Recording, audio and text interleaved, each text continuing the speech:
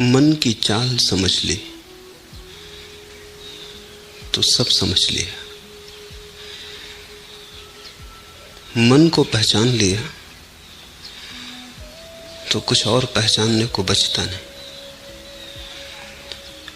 मन की चाल के समझते ही चेतना अपने में लीन हो जाती। जब तक नहीं समझा है तभी तक मन का अनुसरण चलता है। मन के पीछे चलता है आदमी, यही मान के कि मन गुरु है, जो कहता है ठीक कहता है, जो बताता है ठीक बताता है। एक बार अपने मन पर संदेह आ जाए तो जीवन में क्रांति की शुरुआत हो जाती। और मजा यही है कि मन सभी पर संदेह करता है और तुम कभी मन पर संदेह नहीं करते। मन पर तुम्हारी श्रद्धा अपूर्ण, उसका कोई अंत नहीं। और मन रोज तुम्हें गड्ढे में डाले तो भी श्रद्धा नहीं टूटती। मेरे पास लोग आते हैं, वे कहते हैं लोगों की श्रद्धा उठ गई है। मैं उनसे कहता हूं कि लोगों की जैसी श्रद्धा मन पर है, उसे देख के ऐसा नहीं लगता कि लोगों की श्रद्धा उठ गई है। कितना ही भटकाए मन, कितना ही सताए मन, कितना ही भरमाए मन, श्रद्धा नहीं टूटती। श्रद्धा तो भरपूर है, गलत दिशा में। आज तक मुझे कोई अश्रद्धालु आदमी नहीं मिला।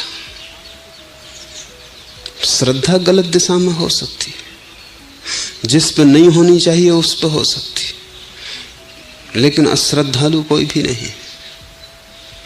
और दो ही श्रद्धाएं, या तो मन की श्रद्धा है और या आत्मा की श्रद्धा है। या तो तुम अपने पर भरोसा करते हो, अपने का अर्थ है जहां मन की कोई भनक भी नहीं, जहां एक विचार भी नहीं तिरता, जहां शुद्ध चेतना है। या तो उस शुद्ध चेतना का तुम्हारा भरोसा है। अगर उसका भरोसा है तो तुम जीवन में कहीं भी गड्ढे ना पाओगे, तुम्हारा कोई पैर गलत ना पड़ेगा। और या फिर आदमी भरोसा करता है मन पर, तब तुम गड्ढे ही गड्ढे पाओगे। तब तुम जीवन में जहां भी जाओगे भटकोगे ही, क्योंकि मन की चाल ही ऐसी। मन की चाल को समझ लें। एक कि मन तुम्हें देखने नहीं देता, मन तुम्हें अंधा रखता है। मन तुम्हारी आंखों को धुंधला रखता है, धुएं से भरा रखता है। वो धुआं ही विचार है। इतनी तीव्रता से मन विचारों को चलाता है कि तुम्हें जगह भी नहीं मिलती कि तुम देख पाओ कि तुम्हारे बाहर क्या हो रहा है, कि तुम्हारे जीवन में क्या घट रहा है। मन तुम्हें विचारों में उलझाए रखता है। जैसे छोटे बच्चे को हम खिलौने दे देते, फिर उसकी मां मर भी रही हो तो भी वो अपने खिलौनों से खेलता रहता है, खिलौनों में उलझा रहता है। मन तुम्हें विचार देता है, विचार खिलौने। खिलौनों में भी थोड़ा बहुत सत्य है, विचारों में उतना भी नहीं। लेकिन एक खिलौनों से तुम चुक भी नहीं पाते कि मन तत्क्षण दूसरा निर्मित कर देता है। इसके पहले कि तुम जाग के देख पाओ, मन तुम्हें नया खिलौना दे देता है। पुराने से तुम उब जाते हो तो मन नई उलझने सुझा देता है। एक उपद्रव बंद भी नहीं हो पाया कि मन 10 उपद्रवों में रस जगा देता है। और ये इतनी तीव्रता से होता है कि दोनों घटनाओं के बीच खिड़की बनाने लायक भी जगह नहीं मिलती जहां से तुम देख लो कि जिंदगी में हो क्या रहा है।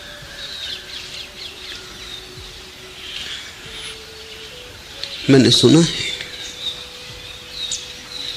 कि मुल्ला नसरुद्दीन जब बहुत बूढ़ा हो गया, 90 वर्ष का हुआ, तब उसका बड़ा भरा पूरा परिवार था। उसका बड़ा बेटा ही 70 वर्ष पार कर रहा था, उसके बेटों के बेटे 50 पार कर रहे थे, उसके बेटों के बेटों के बेटे विवाहित हो गए थे, उनके भी बच्चे हो गए थे। अचानक एक दिन बूढ़े नसरुद्दीन ने कहा कि मैंने फिर से शादी करने का तय कर लिया। पत्नी मर चुकी थी। पहले तो लड़कों ने मजाक समझी, हंसे कि अब इस बुढ़ापे में हम भी बूढ़े हो गए, अब शादी। पिताजी मजाक कर रहे होंगे। लेकिन नसरुद्दीन ने जब बार बार दोहराया तो उन्होंने गंभीरता से बात ली। और जब नसरुद्दीन ने एक दिन सुबह आके घोषणा ही कर दी कि मैंने लड़की भी तय कर ली, तब जरा सोचना पड़ा। सारा परिवार इकट्ठा हुआ। उन्होंने विचार किया कि इस बड़ी फजीयत होगी, लोग हंसेंगे। ऐसे ही नसरुद्दीन की वजह से लोग जिंदगी भर हंसते रहे, और अभी बुढ़ापे में आखिरी उपद्रव खड़ा कर, क्या कहेंगे लोग।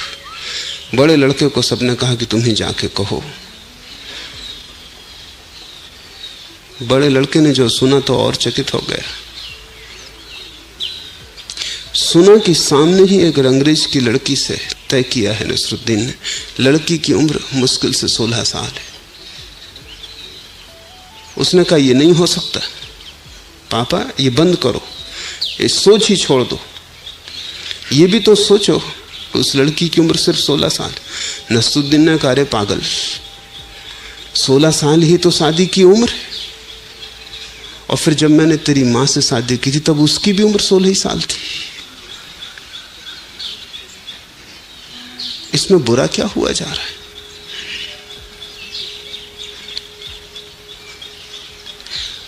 मन तर्क दे रहा है, मन पीछे लौट के नहीं देखता, मन अपनी तरफ नहीं देखता, मन सिर्फ दूसरे की तरफ देखता है। लड़के बहुत परेशान हुए और बड़े बूढ़ों से सलाह ली। डॉक्टर से भी पूछा। डॉक्टर ने कहा यह बहुत खतरनाक है, इस उम्र में शादी जीवन के लिए खतरा हो सकती है। फिर बेटे को समझा बुझा के भेजा। बेटे ने कहा कि हम सब सलाह बस मशविरा किए, डॉक्टर कहता है जीवन के लिए खतरा हो सकता है, जीवन को दांव पर मत लगाओ। नसरुद्दीन ने कहा पागल, अगर ये लड़की मर भी गई तो कोई लड़कियों की कमी, दूसरी लड़की खोज लेंगे। मन कभी पीछे की तरफ देखता नहीं, अपनी तरफ नहीं देखता। मन सदा दूसरे को, दूसरे में खोजता है सुख, दूसरे पर थोपता है दुख, दूसरे से पाना चाहता है शांति, दूसरे से ही पाता है अशांति।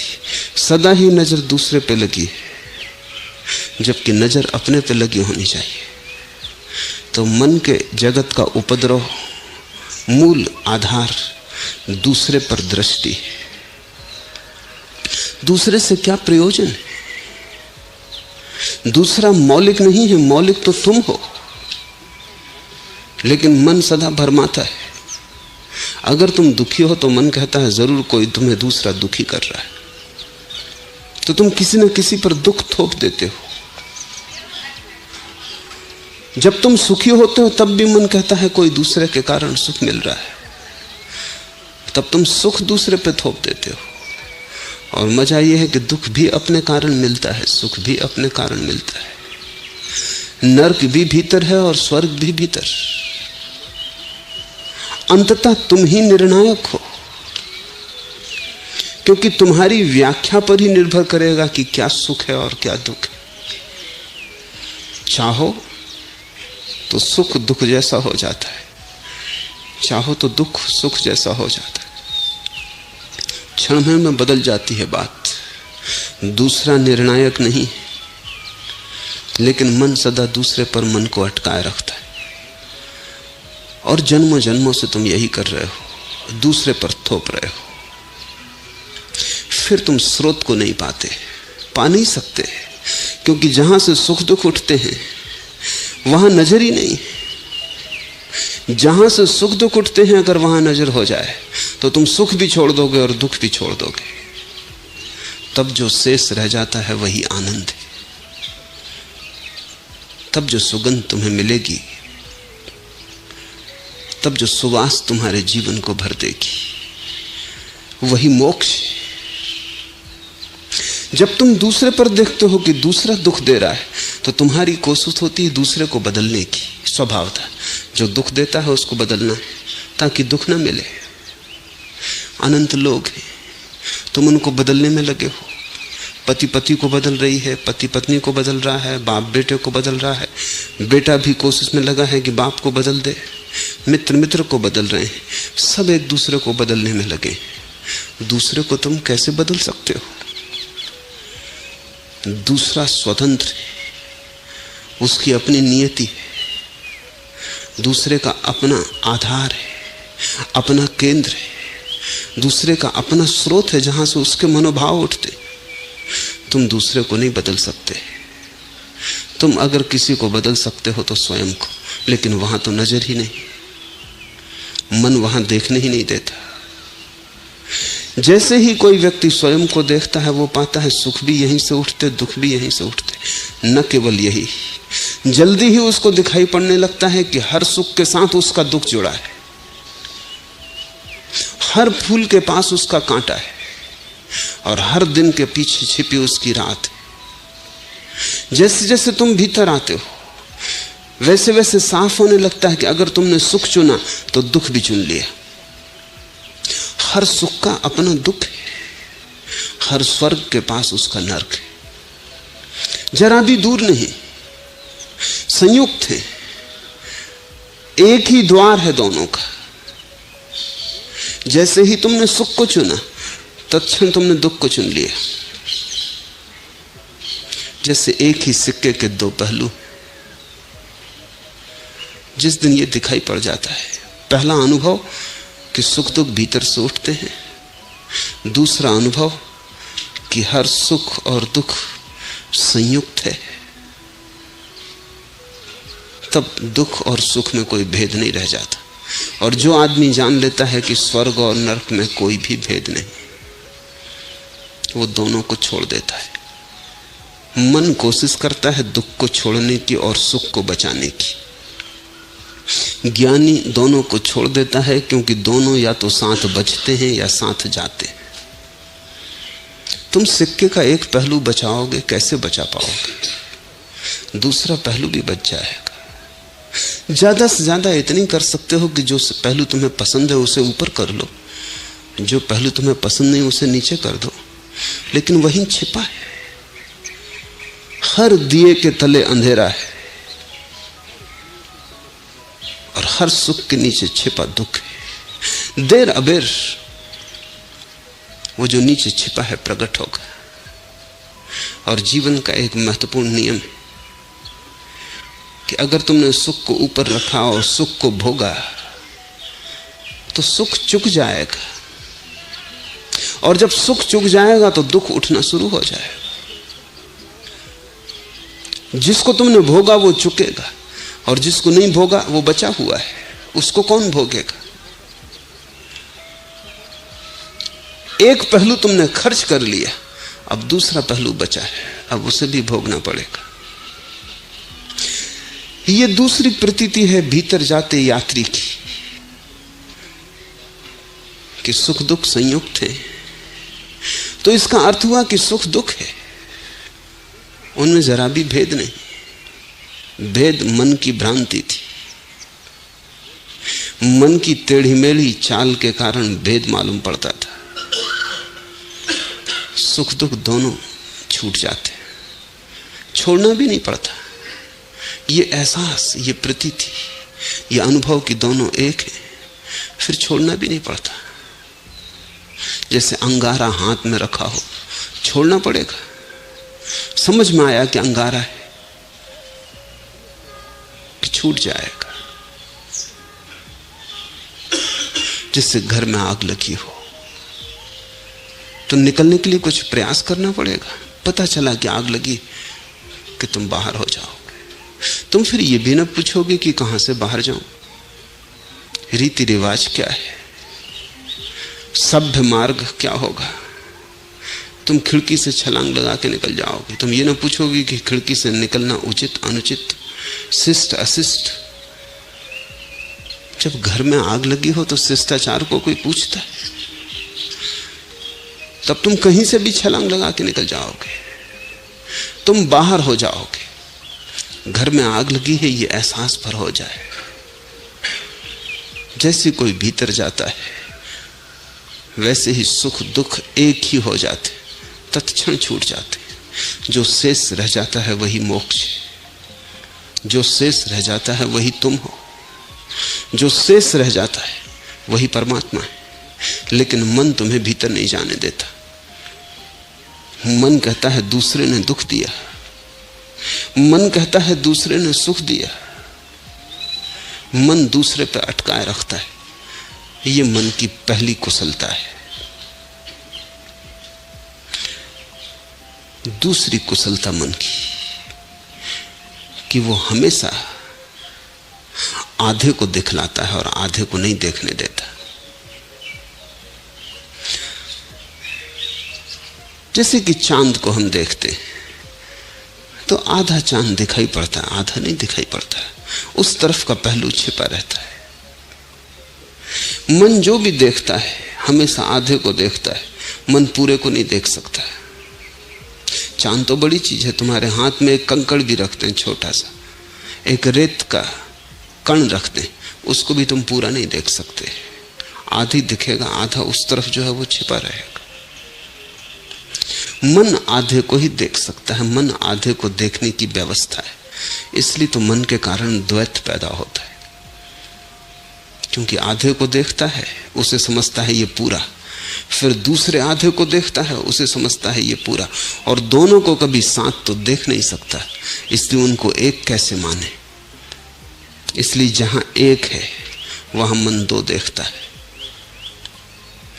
और जब तुमने एक की जगह दो देख लिए संसार खड़ा हो जाता। तुम देखते हो ये आदमी मित्र है और वो आदमी शत्रु है, लेकिन मित्र में शत्रु छिपा है। मित्र कभी भी शत्रु हो सकता है, और शत्रु में मित्र छिपा है। शत्रु कभी भी मित्र हो सकता है। कोई अड़चन नहीं है, कोई बाधा नहीं। प्रेम में तुम्हारे घृणा छिपी है, घृणा में प्रेम छिपा है। लेकिन मन दो करके देखता है, घृणा को अलग, प्रेम को अलग, शत्रु को अलग, मित्र को अलग, सुख को अलग, दुख को अलग। और जब तुम एक को दो करके देख लेते हो, फिर तुम जो भी करोगे वो गलत होगा। बुनियाद से गलती शुरू हो गई, प्रारंभ से ही भूल हो गई। मुल्ला नसरुद्दीन एक रात शराब पी के घर लौट रहा है।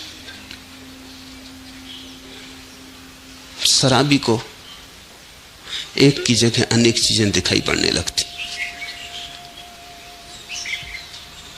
चीजें अनेक हो नहीं जाती। अगर तुमने कभी शराब पी है या भंग के नशे में आ गए हो तो तुम्हें पता होगा कि एक चीजें दो दिखाई पड़ने लगती, तीन दिखाई पड़ने लगती, चार दिखाई पड़ने। जैसे जैसे नशा बढ़ता है क्या होता है, जैसे जैसे नशा बढ़ता है भीतर तुम्हारी चेतना कपने लगती, उसकी जो स्थिरता है खो जाती, जो चैन है वो खो जाता है, चेतना कपने लगती। और जब चेतना कपने लगती तो उसके कंपन के कारण एक चीजें बहुत होकर दिखाई पड़ती। जैसे चांद झील पर प्रतिबिंब बना रहा है, झील शांत है, अकंप, तो एक चांद दिखाई पड़ता है झील में। एक कंकड़ फेंक दो, झील में लहरें उठ गई, कंपन हो गया, झील कब गई। अब एक चांद हजार चांद में टूट गए। अगर तुम झील को बहुत ही कपा दो तो चांद दिखाई ही ना पड़ेगा, बस चांद के टुकड़े ही टुकड़े पूरे झील पर फैल जाएंगे। चांद एक है, झील कब गई। नशा तुम्हारी चेतना को कपा देता है, झील कब गई, अब चीजें अनेक दिखाई पड़ने लगती। मुल्ला नसरुद्दीन घर आया है, नशे में डूबा है, ताले में चाबी डालने की कोशिश करता है, लेकिन ताले में चाबी नहीं जाती, छेद और चाबी को मिला नहीं पाता, हाथ कप रहे हैं। एक पुलिस वाला रास्ते पर खड़ा देख रहा है, आखिर उसने कहा, नसरुद्दीन क्या मैं सहायता करूं, ताले में चाबी डाल दूं? नसरुद्दीन ने कहा, अगर सहायता ही करना है तो जरा तुम मकान को संभाले रखो, तो मैं चाबी डाल दूं। नसेलची को यह नहीं दिखाई पड़ता कि मैं कप रहा हूं, मकान कप रहा है, तो मकान को संभाले रखो। एक और दिन ऐसा ही नशा करके नसरुद्दीन घर लौटता था। एक वृक्ष से टक्कर हो गई, बड़ी मुश्किल में पड़ गया। वृक्ष तो एक था, उसको दो दिखाई पड़ रहे थे, तो वो दोनों के बीच से निकलने की और कोई उपाय भी नहीं था। दोनों के बीच से निकलने की कोशिश कर रहा था। जैसी कोशिश करता सिर टकरा जाता। वृक्ष तो एक ही था। अनेक बार कोशिश की, तब वो जोर से चिल्लाया कि मारेगा, ये तो बड़ा जंगल है, कोई एक वृक्ष नहीं है यहां जिसमें से निकल जाओ, बहुत वृक्ष है। बड़ी पुरानी कथा है। एक कुत्ता एक राजमहल में प्रवेश कर गया। उस महल के राजा ने महल को सिर्फ दर्पणों से बनाया था। दीवार पर दर्पण ही दर्पण थे, पूरा कांच का ही बना था। कुत्ता मुसीबत में पड़ गया। जहां देखा अनेक कुत्ते दिखाई पड़े, घबरा गया। ये तो कोई एक आध कुत्ता नहीं है, पूरे कुत्तों की सेना मालूम पड़ती, और भागने का उपाय नहीं दिखता, चारों तरफ घेरे खड़े। और जैसा कुत्तों की आदत होती कि पहले उसने डरवाने की कोशिश की कि डर जाएं ये लोग, लेकिन जितना उसने कुत्तों को डरवाया उतना ही कुत्तों ने उसे डरवाया, क्योंकि वे उसी के प्रतिबिंब थे। जैसे ही कुत्ता झपटा और भौंका, हजारों कुत्ते झपटे और भौंके, क्योंकि वे वहां थे ही नहीं, वे उसी की छायाएं थे। कुत्ता दर्पणों से टकराया, झपट्टा मारा, उसके प्रतिबिंब कुत्ते से टकराए, सिर लहूलुहान हो गया। सुबह कुत्ता मरा हुआ पाया गया।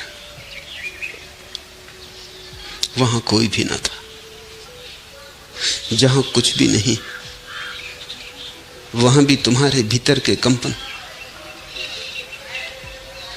झूठे अस्तित्व को निर्मित कर लेते। उस झूठे अस्तित्व को ही हमने माया कहा है। माया बाहर नहीं, तुम्हारे कपते हुए चित्त के कारण जो है वो तो एक है, लेकिन वो अनेक होकर दिखाई पड़ रहा है। और तुम्हारी कोशिश वही है जो मुल्ला नसरुद्दीन ने सिपाही से कही थी कि जरा तुम मकान को संभाल लो तो मैं ताले में चाबी डाल लूं। तुम्हारी भी कोशिश यह है कि मकान को कैसे थिर कर लिया जाए। कोई कभी नहीं कर पाया। ज्ञानियों ने मकान की फिक्र छोड़ दी, अपने को थिर कर लिया, सब थिर हो जाता है। जरूरत है कि नशा उतर जाए। मकान तो थिर ही है, वो कभी हिला ही न था। ये अस्तित्व कभी हिला ही नहीं है, ये बिल्कुल थिर है, ये अपने में बिल्कुल लीन है, ये स्वभाव में डूबा है। तुम हिल गए हो, लेकिन तुम अस्तित्व को संभालने की कोशिश कर रहे हो। मन द्वैत का सूत्र है और अनेक का भी सूत्र है। मन से गुजर के चीजें वैसी ही हो जाती हैं जैसे सूरज की किरण को अगर तुम एक कांच के टुकड़े से गुजरने दो। कई पहलुओं का कांच का टुकड़ा ले लो, प्रिज्म उस टुकड़े को कहा जाता है। उसमें तरासे हुए कई पहलू। सूरज की किरण गुजरती है उससे, जब आती है तो एक होती, जब उससे बाहर निकल ली तो सात हो जाती। इसलिए तो इंद्रधनुष निर्मित होता है। इंद्रधनुष निर्मित इसलिए हो जाता है कि हवा में वर्षा के दिनों में पानी के कण लटके होते हैं।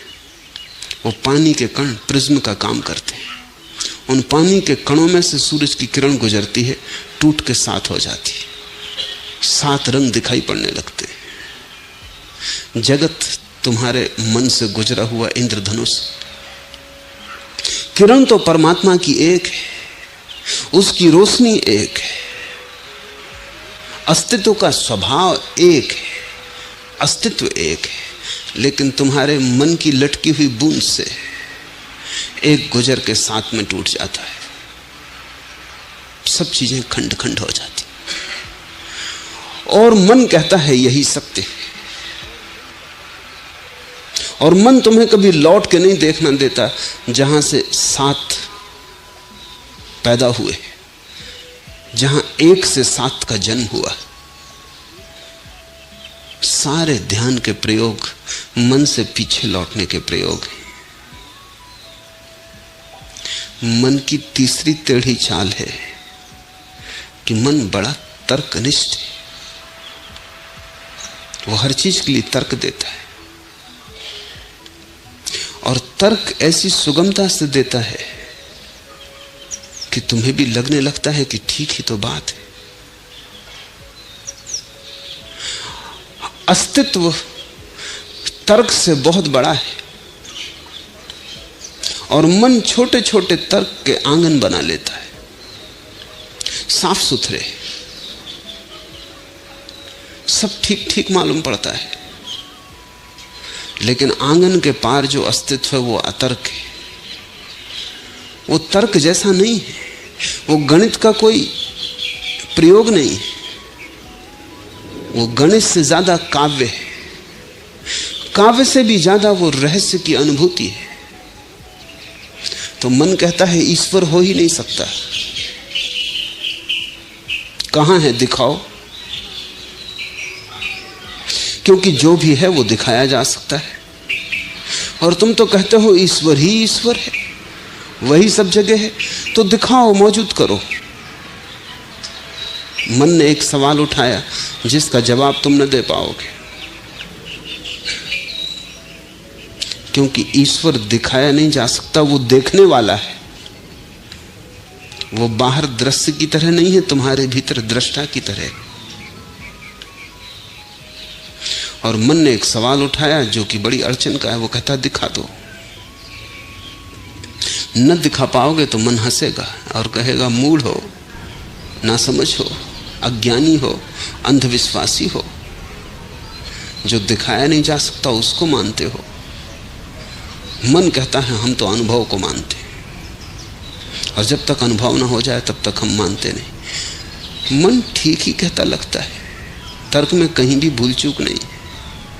भूल चूक है तो इतनी बुनियादी है कि जब तक तुम मन से थोड़े सरकोगे ना, तुम्हारी समझ में ना आएगी। मन कहता है कि दृश्य की तरह परमात्मा को दिखा दो, लेकिन परमात्मा का स्वभाव दृश्य की तरह नहीं है। परमात्मा का स्वभाव दृष्टा का है, साक्षी का है। परमात्मा चैतन्य है, वस्तु नहीं है। चेतना को देखा नहीं जा सकता, चेतना में लीन हुआ जा सकता है। चेतना को गणित से सिद्ध नहीं किया जा सकता है। चेतना को तो रहस्य की एक अनुभूति में अनुभव किया जा सकता है। चेतना को प्रयोगशाला में पकड़ा नहीं जा सकता। अगर पकड़ने की कोशिश की तो तुम खो दोगे। एक जिंदा आदमी को ले जाओ प्रयोगशाला में, अंग अंग काट डालो, हड्डी मिलेगी, मांस मज्जा मिलेगी, चमड़ी मिलेगी, खून मिलेगा, एल्युमिनियम, लोहा, सब धातुएं मिल जाएंगी। बस एक चीज ना मिलेगी, आत्मा।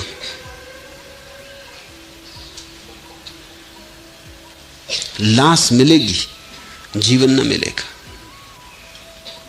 क्योंकि तुमने काटा उसी वक्त जीवन तिरोहित हो जाता है। ऐसे ही जैसे एक फूल को कोई विश्लेषण करे, तुम्हें मैं एक फूल दिखाऊं, कहूं कि देखो ये गुलाब का फूल कितना सुंदर है, और तुम कहो कहां है सौंदर्य, गुलाबी रंग दिखाई पड़ता है, मान लेते। पखरियां हैं, कोमल हैं, मान लेते। गंध है, मान लेते, लेकिन सौंदर्य कहां? सौंदर्य दिखाओ, प्रयोगशाला में सिद्ध करो। तो फूल को तुम तोड़ डालो, जीवित पखरियां मुरझा जाएंगी, मृत हो जाएंगी। जहां रस की धार बहती थी वहां रस की धार सूख जाएगी। जहां से सुगंध उठती थी जल्दी ही सुगंध तिरोहित हो जाएगी। फिर पखरियों का तुम रासायनिक विश्लेषण कर लो तो 5-7 छोटी छोटी बोतलों में लेबल लगा के तुम बता दोगे कि इसमें इतनी मात्रा में फला पदार्थ है, इतनी मात्रा में फला पदार्थ है। लेकिन ऐसी तो एक भी बोतल न होगी उनमें जिसमें तुम कहो कि इतनी मात्रा में सौंदर्य है। मन तर्कनिष्ठ है। जीवन एक रहस्य है। जीवन कोई गणित नहीं, जीवन किसी दुकानदार का हिसाब नहीं, जीवन तो किसी प्रेमी की अनुभूति है, जीवन तो किसी कवि का स्वर है, जीवन तो किसी संगीतज्ञ की लहर है। जीवन सौंदर्य जैसा है, काव्य जैसा है, प्रेम जैसा है। जीवन परम रहस्य है। और मन कहता है गणित। तो मन की चाल बड़ी टेढ़ी मेढ़ी है। इसको ख्याल में ले लें, फिर कबीर का यह पद एकदम साफ होने लगेगा। चलत कत टेढ़ो टेढ़ो रे। कबीर कहते हैं, ए मन, टेढ़ा टेढ़ा क्यों चलता है, सीधा क्यों नहीं जाता? और मन बड़ा टेढ़ा टेढ़ा चलता है। तुमने कभी शराबी को चलते देखा? सीधा नहीं चल सकता, टेढ़ा टेढ़ा चलता है। एक पैर इस दिशा में, दूसरा पैर दूसरी दिशा में। इसलिए तो अक्सर वो नाली में गिरा हुआ पाया जाता है। तुम बीच सड़क में शराबी को गिरा हुआ ना पाओगे, नाली में गिरा हुआ पाया जाता। टेढ़ा टेढ़ा चलता है।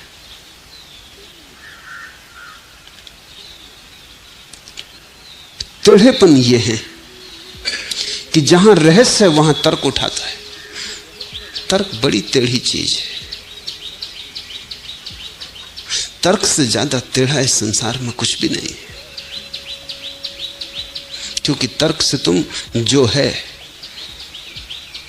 उसे सिद्ध कर सकते हो कि नहीं। तर्क से जो नहीं है उसे तुम सिद्ध कर सकते हो कि वो है। लेकिन ये हवाओं में बनाए गए घर हैं, इनका अस्तित्व में कोई अर्थ नहीं। मुल्ला नसरुद्दीन का बेटा स्कूल से पढ़ के लौटा, विश्वविद्यालय से शिक्षित हुआ, सबसे बड़ी उपाधि लेके घर आया। तो जैसा कि अक्सर यूनिवर्सिटी से लौटने वाले बच्चों को जल्दी होती दिखाने की वो कितना जानकर आए, कितना सीख कर आए, प्रभावित करने का मन होता है। और यूनिवर्सिटी से लौटने वाले सभी बच्चे माँ बाप को मूढ़ समझते। सांझ को खाना खाने बैठे थे। नसरुद्दीन की पत्नी ने लाके 2 अमरूद एक प्लेट में रखे। बेटे ने कहा कि देखें, विश्वविद्यालय में कैसी अद्भुत बातें सिखाई जाती। मैं तर्क का स्नातक हूं। उसने अपनी मां को कहा कि इसमें प्लेट में कितने अमरूद हैं? उसकी मां ने कहा 2 हैं। बेटे ने कहा कि मैं सिद्ध कर सकता हूं तर्क से कि 3। मां उत्सुक हुई। नसरुद्दीन तो बैठा रहा, चुपचाप देखता रहा। मां उत्सुक हुई, उसने कहा सिद्ध करो। तो बेटे ने कहा कि देखो, ये अमरूद 1, ये अमरूद 2, 2 और 1 मिलके कितने होते? मां ने कहा कि बात तो ठीक है, 2 और 1 मिलके 3 होते। मां सीधी भोली भाली थोड़ी मुश्किल में पड़ गई। बेटे ने नसरुद्दीन की तरफ देखा। नसरुद्दीन ने कहा कि बिल्कुल ठीक, 1 हम ले लेंगे, 2 तेरी मां खा लेगी, तीसरा तू खा ले।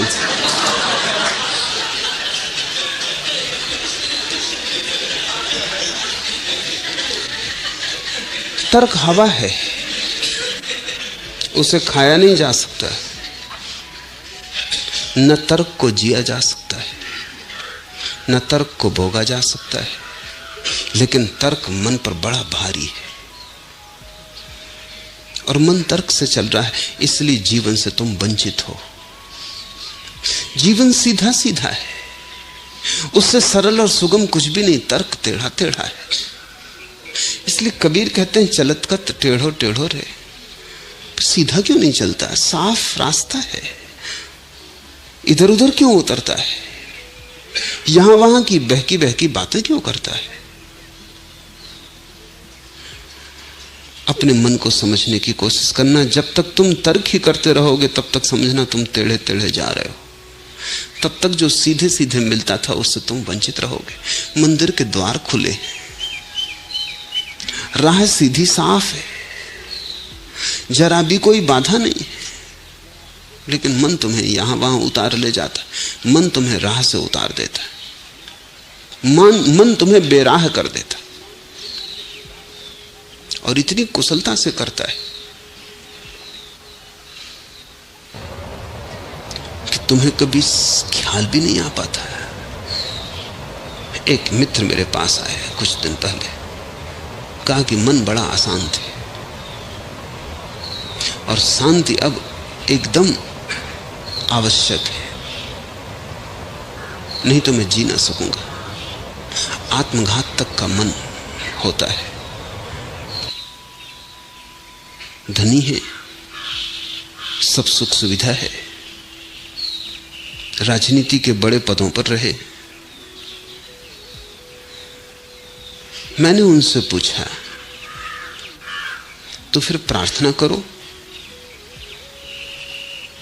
कहने लगे, प्रार्थना में मन नहीं लगता। ध्यान करो। कहने लगे, ध्यान की बिल्कुल इच्छा नहीं होती। मन अशांत है,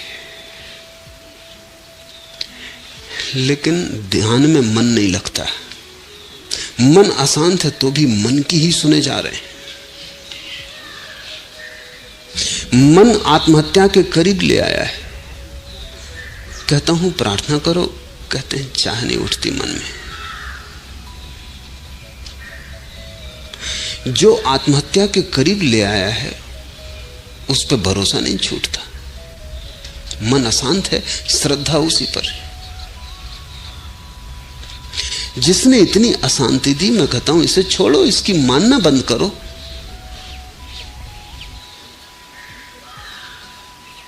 वो कहते हैं कि मैं मन के ऊपर जाने के लिए आपके पास नहीं आया हूं, मैं तो सिर्फ मन की शांति चाहता हूं। अब यही बड़ा खेल है और यही मन के तर्क उलझा देते। मन कहता है मन की शांति चाहिए, और मन की शांति कभी होती नहीं, क्योंकि जब तक मन होता है तब तक शांति होती ही नहीं। मन ही तो अशांति है, तो मन कभी शांत होने वाला है? तुमने कभी सुना कि किसी का मन शांत हो गया हो? ये तो ऐसे ही है जैसे कि तुम चिकित्सक के पास जाके पूछो कि मेरी बीमारी को स्वस्थ होने का कोई उपाय बता दे। तुम स्वस्थ होगे, बीमारी स्वस्थ नहीं होगी। तुम शांत होगे, मन शांत नहीं होगा। और जब तक बीमारी है तब तक तुम स्वस्थ कैसे होगे? और तुम पूछ